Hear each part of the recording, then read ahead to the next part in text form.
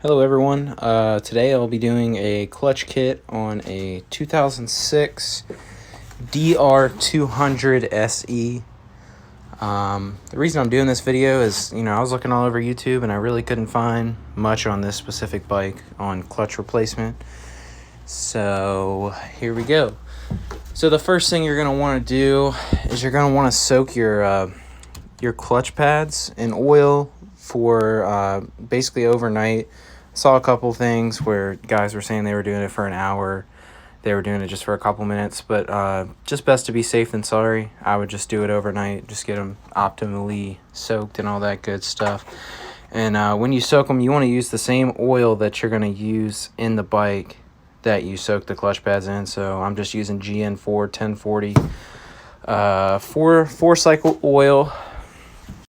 So first things first, you're going to want to drain your oil out. So it's going to be this 17 millimeter bolt. Sorry if you can't see that very well. In my case, I've already actually drained it out. So that's going to be your first part on the bike. The next step is going to be to remove this oil filter cover here. So it's just three 10 millimeter bolts.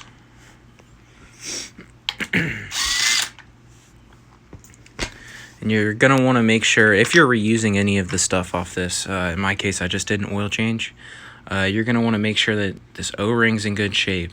You make sure the spring is still on there, because I've seen a couple times when I've pulled these off and the spring's been kind of like stuck up on there and it's all loose, and you drop it on the ground when it comes out and you lose it. So make sure you have this spring. Then obviously you're going to want to take the oil filter out. Sometimes they can be a pain just because they're so kind of close up on it.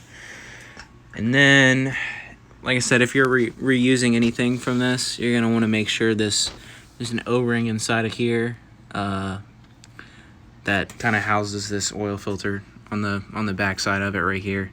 So you're just going to want to make sure that's in good shape and not ripped or torn or really loose on there. Next, you're going to want to remove these 9 bolts that hold the clutch cover case in.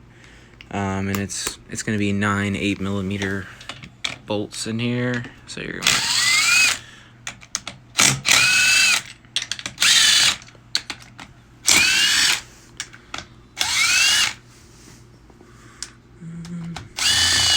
go.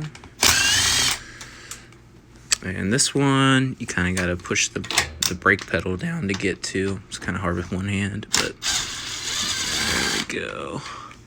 And this one you can kind of go under.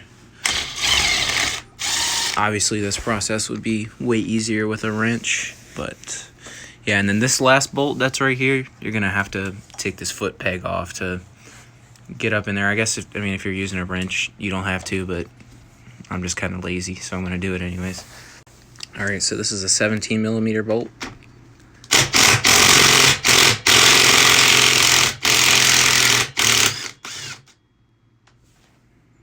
All right, so now that's out of the way, I'm going to take this last 8 millimeter bolt loose.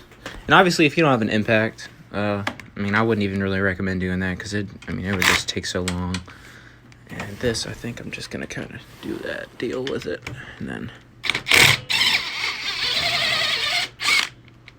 I'm just take that one all the way out.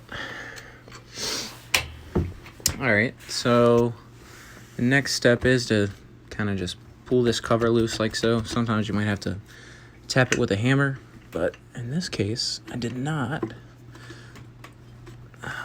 So like I said, you're going to want to have a drain pan below this as well, because it's going to leak some oil out.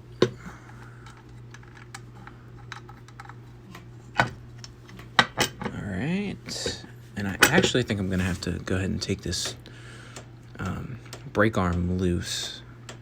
So I'm going to go ahead and loosen the hardware back here and let it kind of drop down. So give me 1 minute here. Alright, so what I actually ended up doing is I took the little nut out of back here, and then I just had to remove this spring for the brake arm. So when it's down, it goes back up and it springs back when you press the brake pedal. So that gives us, optimum room to get this cover out without anything really in the way. So now that everything's out of the way, this bad boy should just pull right off of here. And it might take a little moving around.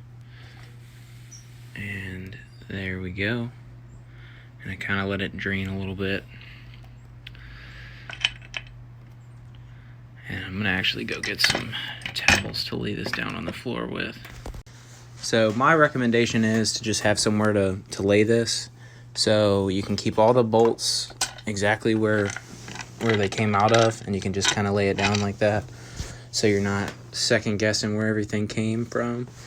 Because most of these bolts are all different sizes. They go, you know, a different length into the case than others. So, yeah.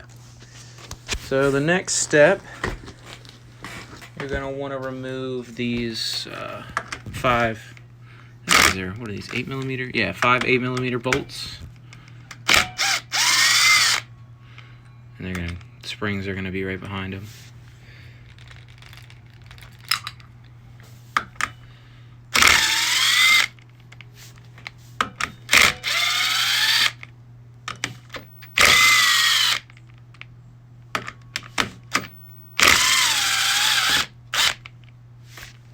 And then we're gonna go ahead and take these bolts out here.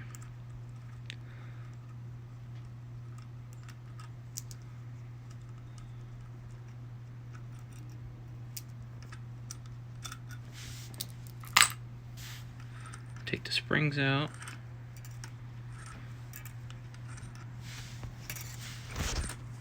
And then next you want to just go ahead and pull this cover off, and you might have a plate come with it, but yep.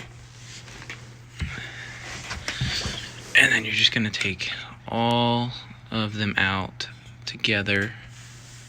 And I might need 2 hands for this, I'm not quite sure. Yeah, I'm just going to go ahead and kind of drop this. Alright, so now I got my clutches out. And you're going to want to take note at, obviously, which you know, was it either a clutch pad or a steel plate that came off first. And usually it's just going to be the clutch pad that's going to be back up on against the back of the case. So that's the same order you're obviously going to want to go in.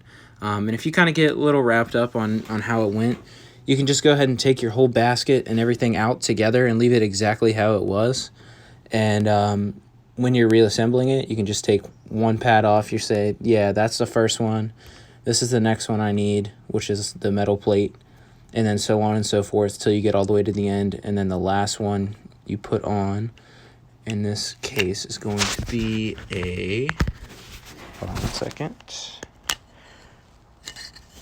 It's going to be a metal plate. So, here we go. I'm going to get my clutch pads that are already oiled and go ahead and start installing them. So, I have my first one installed, and then we're going to go with our metal plate here. It's a little difficult with one hand, obviously. And then we're going to go with our next clutch pad. Let it kind of drain out a little bit. And then put it in here. And we're going to go with our metal plate. Sorry. Clutch pad.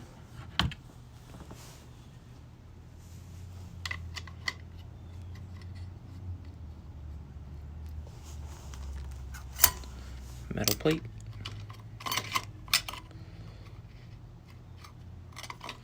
Oops.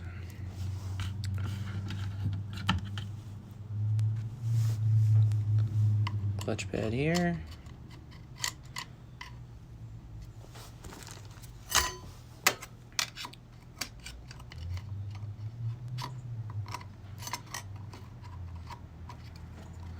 Like I said, it's kind of difficult with one hand here. Oops. We're gonna go with the clutch pad again. Like I said, it's definitely a good thing to have a drain pan down here because you're gonna make a big mess. I'm gonna go metal plate.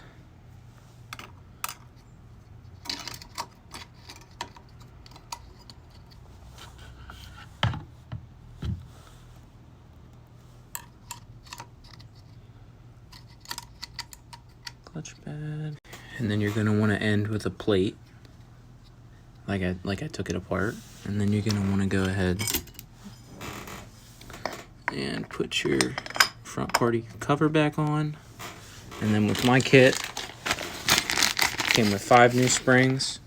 So I'm gonna go ahead and install those, pre-tighten or kind of hand tighten these bolts, and then I'll be right back. So I'm gonna go ahead and get these down just to where they're hand tightened. So, well, I guess not hand tightened, but you know, tighten down till you're not kind of like that. And you're gonna want to do it in a star pattern. There we go. There we go. There we go. There we go. And I have to look at my booklet for the torque spec on these 5 nuts. Hey everyone, for some reason my video stopped recording right at the end there. So basically from that point forward, you're going to torque those 5 nuts to 5 foot-pounds of torque, and then you're going to reverse assembly. You can refer to the beginning of the video for that part of it. And thanks for watching. I appreciate it. Hope this helps.